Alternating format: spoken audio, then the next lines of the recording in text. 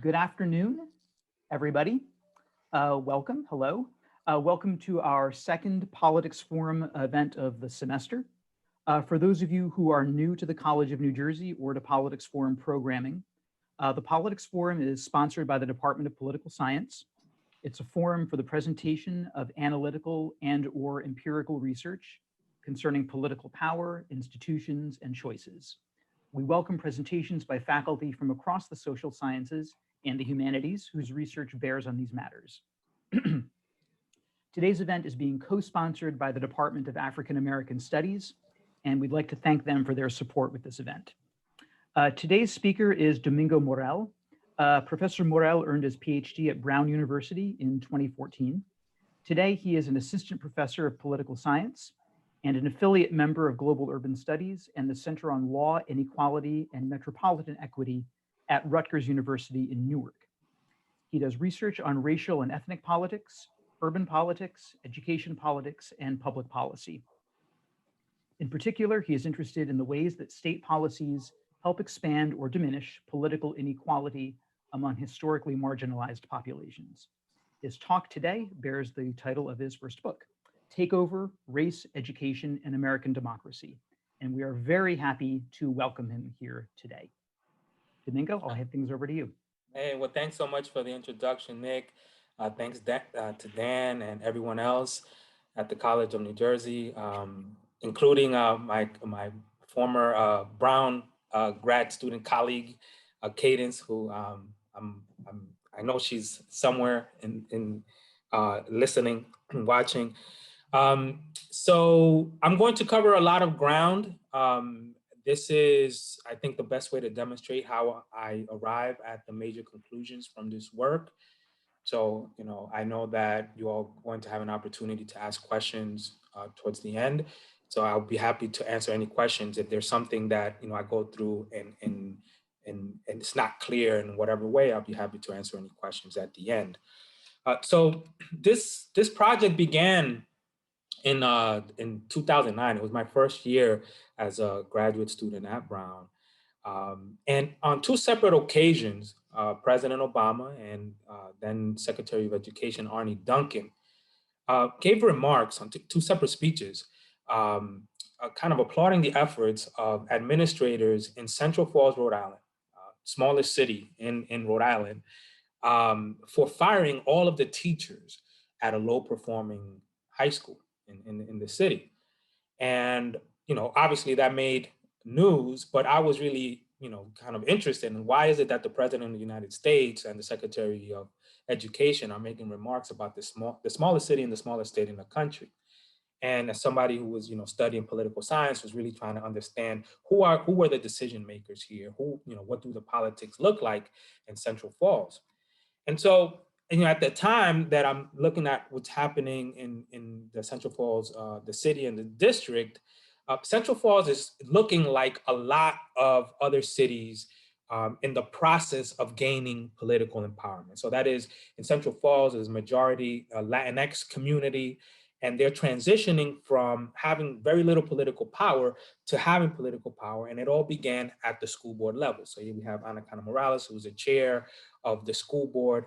And so they first have representation on the school board, and from the school board to the city council, and then to the mayor's office. So at the time that I'm doing this research, Central Falls was on the verge of electing its first Latino mayor. And so the scholarship is pretty kind of consistent with, this kind of trajectory, that as communities who go from having very little political power to gaining power, it usually begins at the school board level, transitions to the city council, and then to the mayor's office, right? And so Central Falls looks like a lot of cities in this regard. But what was interesting, puzzling about Central Falls is that the first Latinos to be serve on the school board in the city arrived at the school board after the state took over the local schools in the 1990s. And so at the time, Latinos represented a significant portion of the population, but didn't have any representation on the school board. It was an all-white school board. And when the state took over the schools in the 1990s, it abolished the locally elected school board, appointed a new school board, and that new school board had Latino representation for the first time in the city's history, right? And so this was really interesting. And so state takeovers, there was, very little research done at the time looking at state takeovers, the politics of takeovers across districts and, across time. And so I began getting interested in what are potentially political implications of this. So takeover is when the state legislature, the state board of education, another entity like federal courts, charges the State Department of Education or another designated entity, such as a mayor, with managing a school district. So in most school districts across the country, the schools are governed by a local entity, like a local school board. And so a state takeover is obviously when the state comes in and takes that power away from local entity.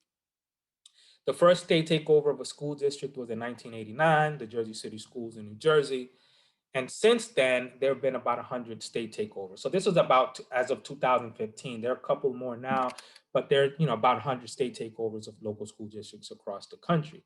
Now, for anyone who's listening, you might be asking, well, 100 school districts is not, it's not that many school districts. We have about 13,000 school districts in this country. Right. So how is 100 school takeovers of school districts significant?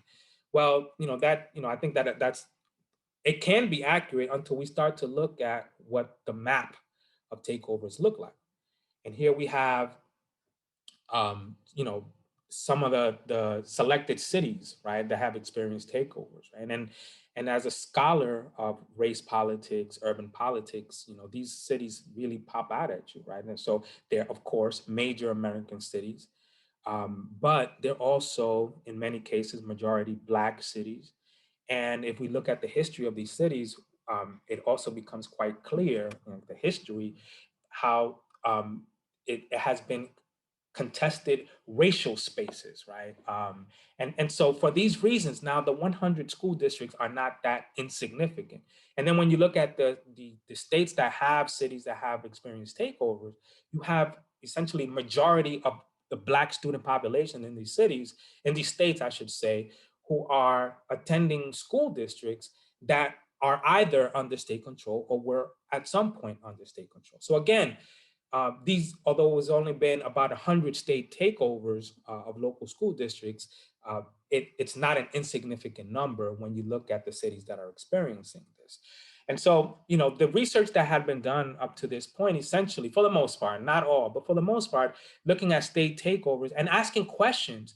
When a state takes over a school district, what are the implications for traditional educational outcomes, right? So does it improve math and reading scores? Does it improve graduation rates? Does it improve, attendance, right? And so these are the kind of questions that people are generally interested in, which kind of makes sense. But the argument here is that we need to pay attention to not only those outcomes, but the political outcomes as well, right? And so the public schools have been at the front line of the struggle for political empowerment for communities, right? Public schools have provided the venue for citizens to engage in the public sphere when other avenues of political participation were not available. And the school board in particular has served as the entry point for Black and Latino political office holders. So in other words, the rise of Black and Latino politicians in many cities usually begins at the school board level, as I just mentioned in the example of Central Falls. So for these reasons, it makes sense to try to think about what are the political and understand what are the political implications of state takeovers, right? So I begin with a series of questions. As the state centralizes governance, which is what's happening here, right? The state is centralizing governance over traditionally a local matter. What are the political implications for local communities?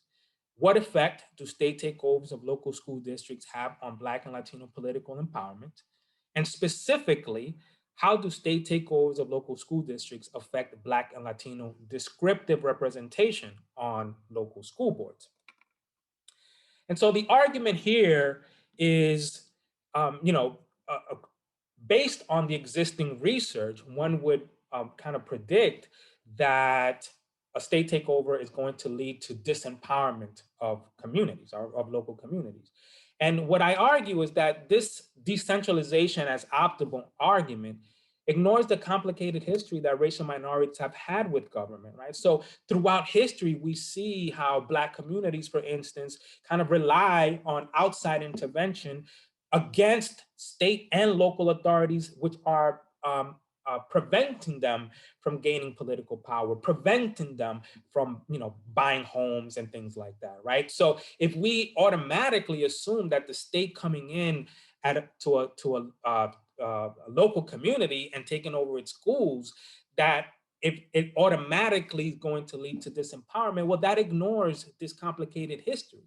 And so what I'm essentially trying to argue here is that the extent to which centralization is harmful or helpful is a function of how politically empowered a community is at the time of centralization. So if you have political power as a community and the state comes in and takes over your school district, then that will lead to a disempowerment situation. However, if you have very little political empowerment at the time of the takeover, it might actually open doors that didn't exist for you to be able to gain political empowerment. So that's the argument, right? And so I collect data and try to test these hypotheses and create an original data set of state takeovers between 1989 and 2013. Rely on a number of sources here. I'll be happy to, I'm going to go kind of quickly through this, but I'll be happy to answer any questions about data sources and models and any other questions you may have related to this. The dependent variables that I'm interested in examining here are Black and Latino descriptive representation on the school board, and that is measured as percentage of school board membership, right? I run panel data regression, the 94 districts in this actual analysis, and 844 observations over time. My independent variables, main independent variable here is state takeover, a dichotomous variable measured 0. So for no takeover, 1 for period of takeover. And then I have a number of empowerment variables, including Black mayor, Latino mayor, Black seats on the city council, again, measured by percentage. Same thing for Latino seats on city council, and a number of other control variables.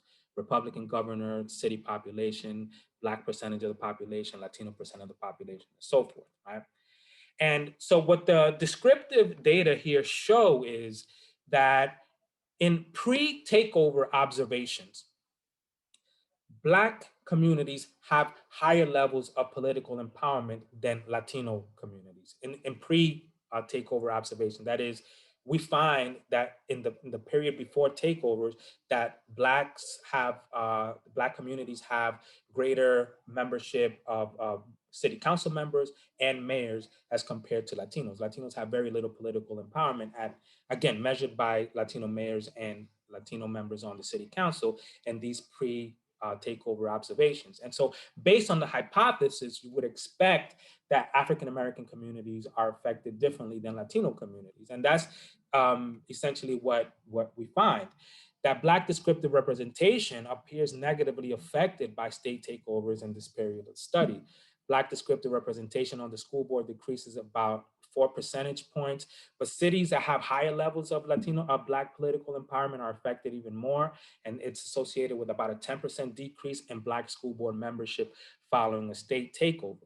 On the other hand, Latino descriptive representation appears to benefit from state takeovers between this period of time. In other words, when a state takes over a school district, what we see is that Latino descriptive representation on the school board increases in these post-takeover observations. So in addition to collecting these data, I'm also doing a case study analysis of Newark, New Jersey. And Newark makes sense for several reasons. So New Jersey, again, is the first state to take over a school district.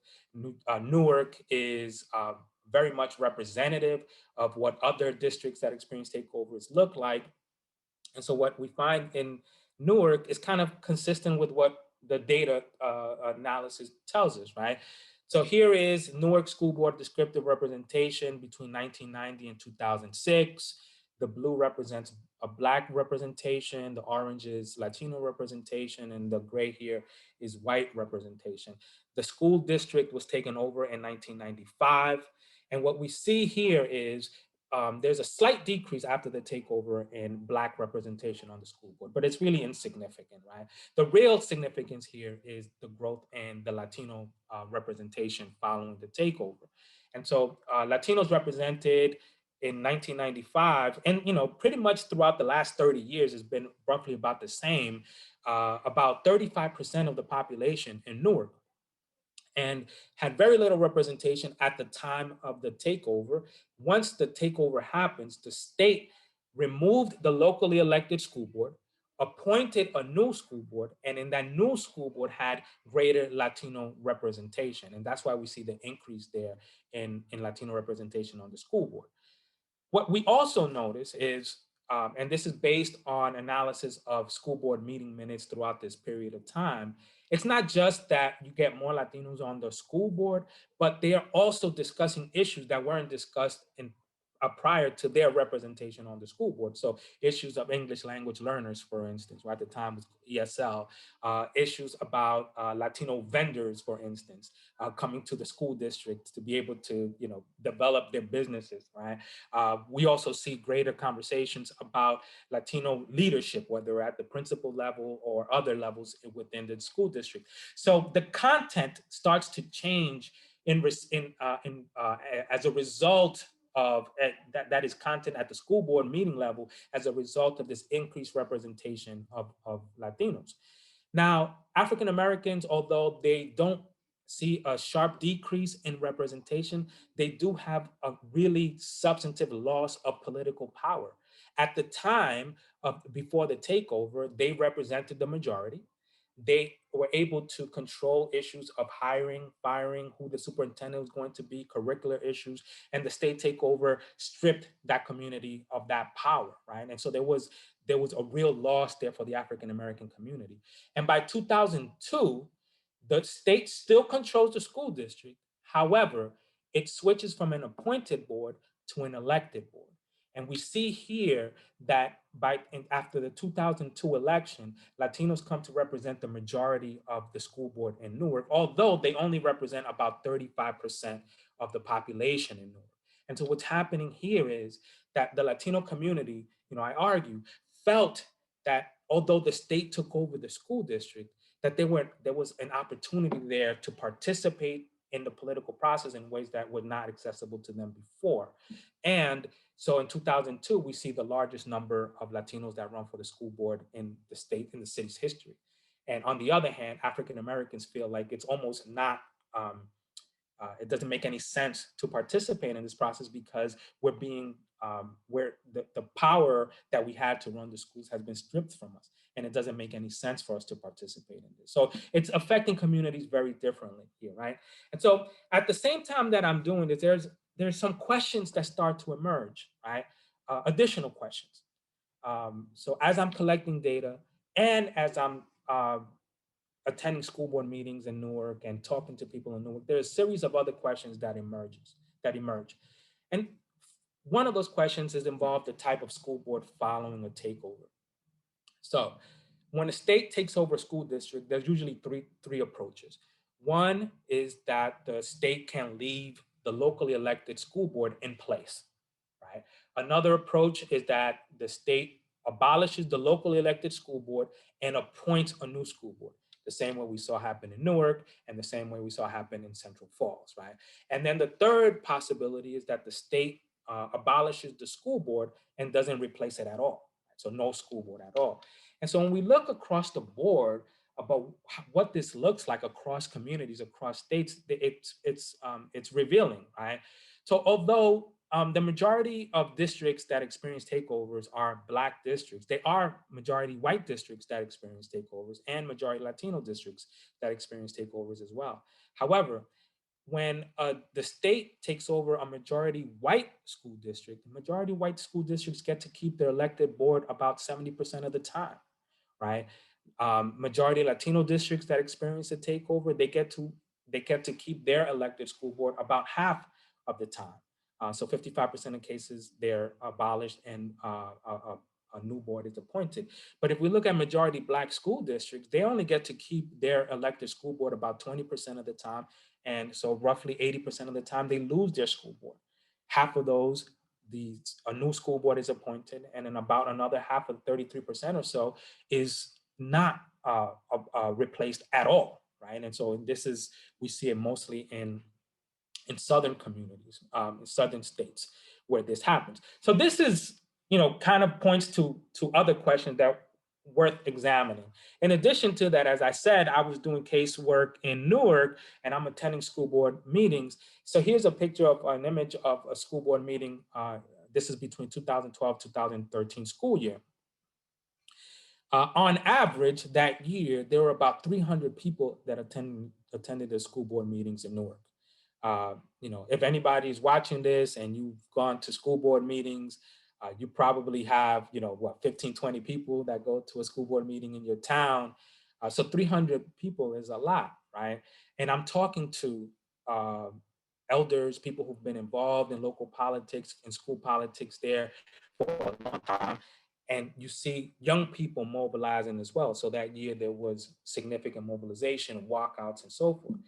And the one thing that starts to kind of emerge for me is that, as I came to Newark to do this research, I had read all of the kind of work that had been done on the Newark public schools and the takeover.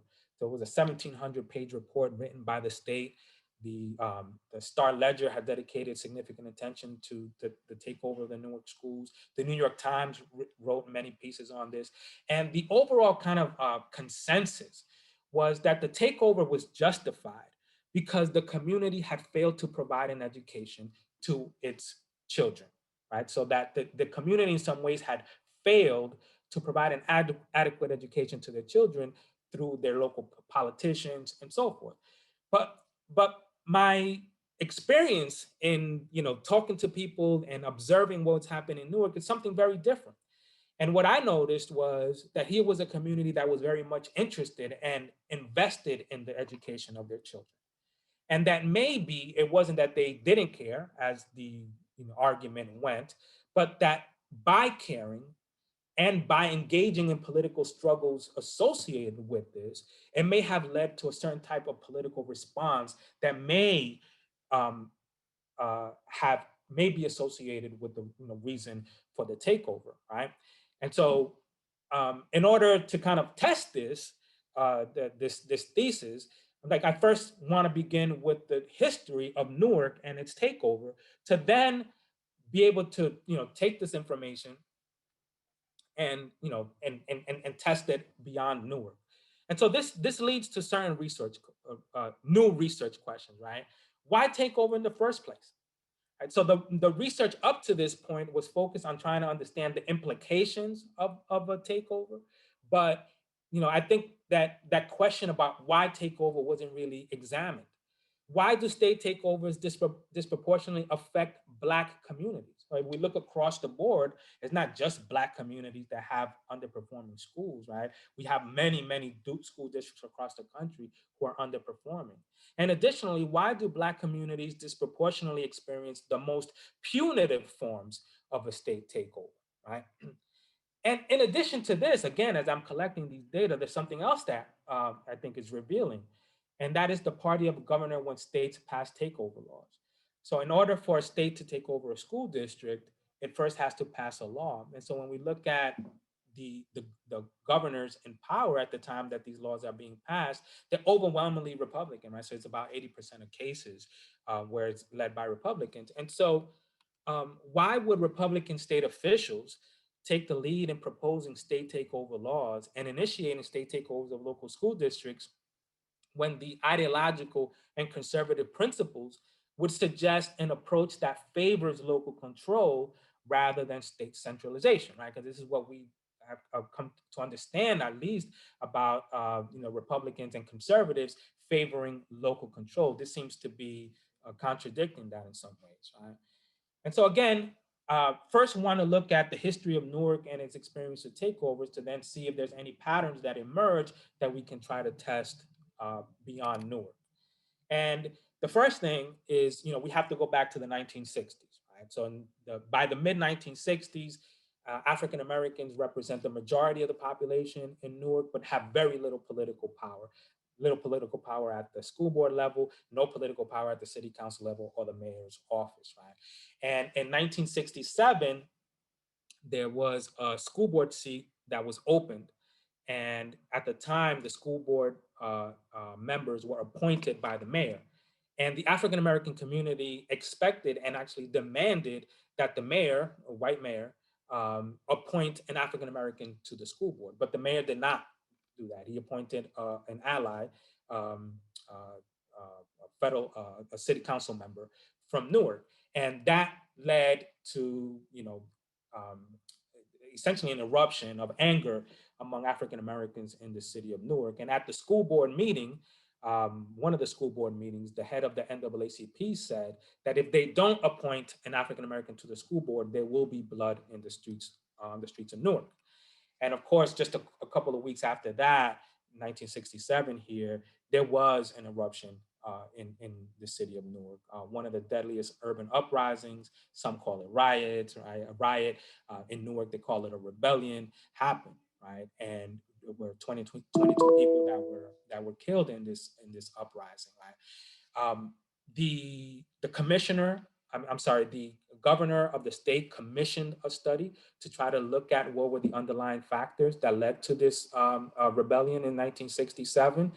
It, of course, was ignited by the beating of an unarmed Black taxi cab driver by white police officers, right? That's was the event that led to this. But as a commission shows, a report shows there were a lot of underlying factors.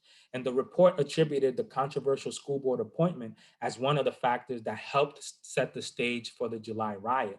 So in addition to referencing lack of representation on the school board as a key factor, the report also cited the state of educational crisis in the Newark public schools. The dropout rate was at 32%. There were dilapidated buildings and shortage of teaching personnel. And by the mid-1960s, the Newark public schools literally did not have this physical space to educate every Newark student. Right? So the conditions were dismal for the Newark public schools. And the report recommended that the state take over the Newark schools to provide an opportunity for African Americans to have a say over their public schools. So guess who was for this and guess who was against it? The African American community in 1967, or by the time this report comes out in 1968, and the Latino community, who have essentially no political power, are not against the takeover. They view the takeover as a possibility, as an opportunity to be able to gain political empowerment. On the other hand, the white power structure, led by folks in the North Ward in Newark, they were completely opposed to this idea, and in fact called this a governor's dictatorship, right? The idea that the state would come over and take over their local schools, that was anti-democratic, that was a dictatorship, right? So in 1968, the state does not take over the Newark public schools. But by the early 1970s, the Black community in Newark does start to gain political empowerment, significant political empowerment. So they have more members on the school board, majorities on the city council, and they elect their first Black mayor as well. And in addition to gaining political power at the city level, they're also pushing for resources for the schools that are in bad shape, right? And so the Black community in Newark, in addition to other communities across the state of New Jersey, are filing lawsuits to get more resources for their schools. And they're actually winning, right?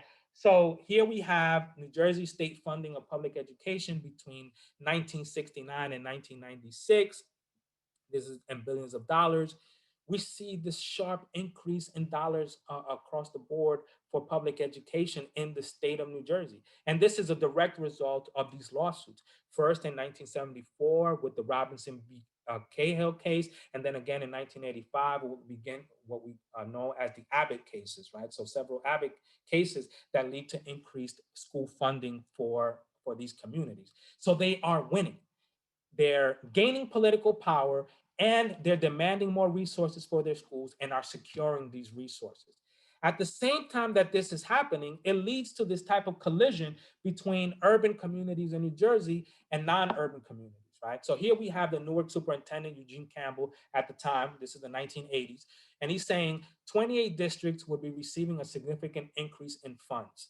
The children of New Jersey stand to benefit by this change in funding to school districts in need, right? So this is what the superintendent of the Newark Public Schools is saying. At the same time, John Dorsey, the Republican Senate minority leader from Morris, one of the wealthier districts in New Jersey, stated that the new funding formula required working class people in middle class communities who drive around in Fords to buy Mercedes for people in the poorest cities because they don't have cars. And so we get this tension, right, between the urban districts that are poised to get these new resources for their schools for the first time in the state's history, and then the communities who are resentful that, according to them, their resources is being essentially robbed from them, stripped from them, to then be sent to these school districts. So I want to pause here and go beyond Newark for a minute. So this is kind of the context for what happens in Newark. And so I think it's important now to try to understand, at the same time that this is happening in New Jersey and in Newark and other urban districts in the state of New Jersey, what is happening across the country? Because I think that's important for us. That type of context is important for us to understand what's happening across the board. So excuse me. So in the 1960s, what we get, it's again, I think this is important for us to understand, again, the context here. So we went through the Newark case, and now it's important to understand what's happening beyond Newark during this period of time. So by the late 1960s, a federal urban access or an alliance between the national government and cities began to emerge, right? So Johnson administration, of course, is President Lyndon Johnson. His administration promotes a pro-civil rights agenda, and federal aid that went directly to cities, bypassing states altogether, increases significantly, right? So part of what's happening here in the late 1960s, 1967 and 1968, you get these urban uprisings, and part of the argument here is that this federal government needs to provide more resources to these communities, right? And at the same time that they're providing these resources, African Americans are gaining more and more representation at this local level, and they begin to gain political empowerment. So you get this federal urban access emerging. Again, the national level is adopting a more pro-civil rights agenda, and at the local level, you're getting these majority African American cities, and they're gaining political empowerment, right? So this is what's happening between the national and local level. And we see how increases in dollars from the national government directly to the cities increase. So here we have federal aid to cities between 1960 to 1976. What we're seeing here is a percentage of cities' general revenue. And these are just some selected cities: Boston, Chicago, Detroit, Houston, and so forth. And what we see is we see an increase from 1960 throughout the early 1970s, partly as a result of commitments that we see in 1967 and 1968 from Lyndon Johnson and from Congress, again, to try to deal with these concerns that we see in cities, right? So we're having a national government that is promoting a civil rights agenda. At the local level, we see the increase in Black political empowerment, and we see these resources increase for cities at the same time. So what is the response by conservatives, right, and Republicans? Well, here we have Nixon and Reagan. What they do is they're trying to break what's happening at this federal urban access and see that their path to political power, the conservatives, Republicans, that is at the state level. And we see the emergence of what's called new federalism, right? Starts with Nixon, but really takes off with Reagan. And that is, well, I'll get to that in a second. That is trying to devolve power from the national government to the state level, right? So it's taking away powers from the national and bringing it down to the states. And what we see happen is, especially during the Reagan years, that money that was sent from the national government to cities starts to decrease significantly. They see that these dollars that were going to these communities are highly problematic politically for them because they're going to essentially their opposition party, right? And so the conservative response here is to the federal urban access was to strengthen state governments. Although the new the era of new federalism, which has been typically considered an era of devolution, also ushered in an era of centralization, where states would gain greater say over local governance. Moreover, by the 1970s, this conservative movement at the state level was also led to and was aided by the emergence of influential policy organizations that are very much powerful today, like the Heritage Foundation, which was created in 1973, the American Legislative Exchange Council, and the Cato Institute.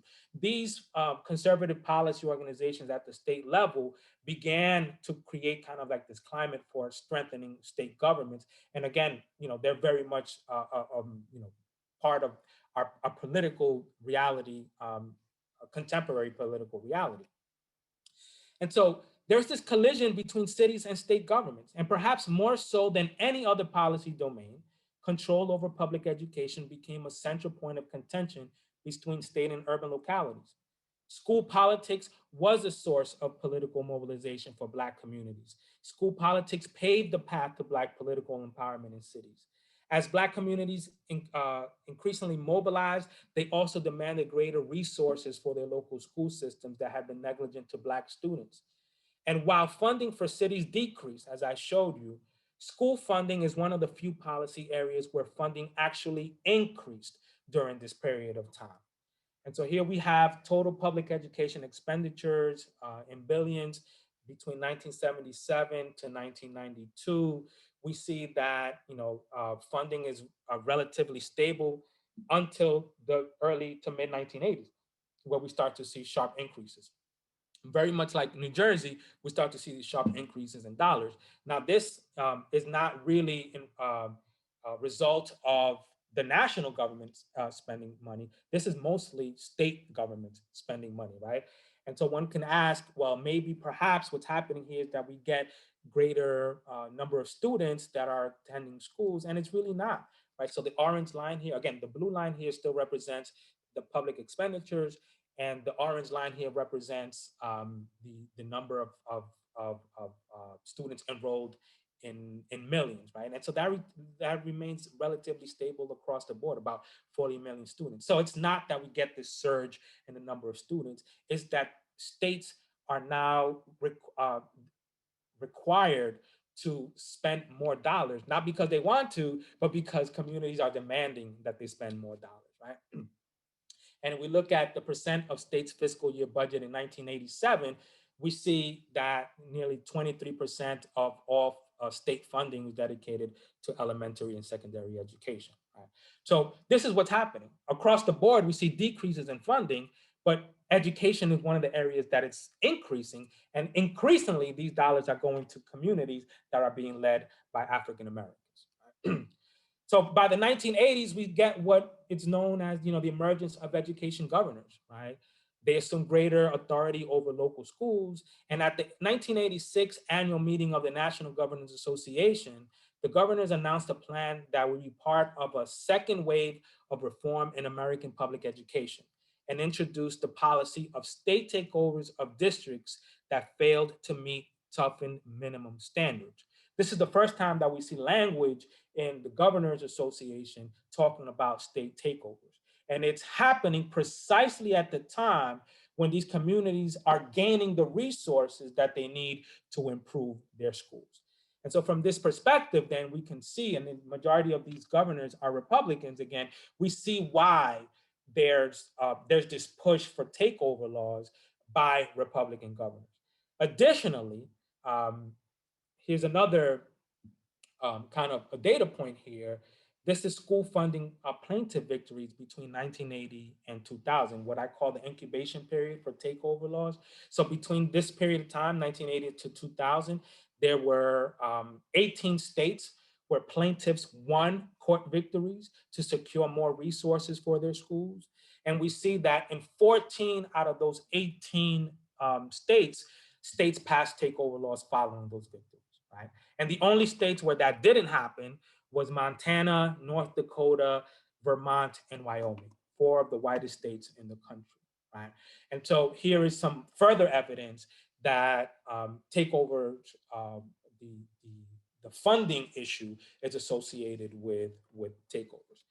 So, what I argue here is that the conservative response was to promote a logic which professed an interest in improving education for Black students at the same time that invested in the political disempowerment of the Black community because of the tension that exists there, right?